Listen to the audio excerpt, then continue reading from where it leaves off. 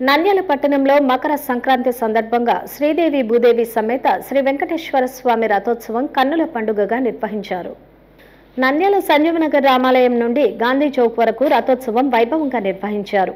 శ్రీ భగవత్ సేవా సమాజ్ ఆధ్వర్యంలో నిర్వహించిన ఈ రథోత్సవాన్ని మాజీ ఎంపీ పోచా బ్రహ్మానందరెడ్డి, శ్రీ రామకృష్ణ విద్యా సంస్థల అధినేత డాక్టర్ జి రామకృష్ణారెడ్డి, టీడీపీ జిల్లా ప్రధాన కార్యదర్శి ఎన్ఎండి ఫిరోజ్లు ముఖ్య అతిథులుగా హాజరై టెంకాయ కొట్టి రథోత్సవాన్ని ప్రారంభించారు.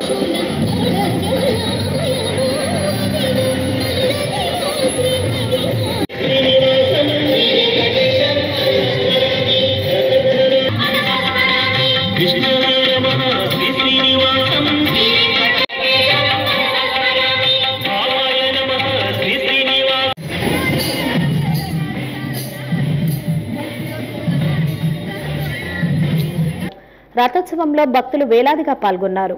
సంజీవనగర్ రామాలయం నుండి శ్రీనివాస్ సెంటర్, గాంధీ చౌక్ వరకు రథోత్సవం నిర్వహించారు. కోలాటం, మంగళ వాయిద్యాల మధ్య రథోత్సవాన్ని నిర్వహించారు. భక్తుల గోవింద నామస్మరణలతో నంద్యాల పురవీధులు మారుమోగాయి.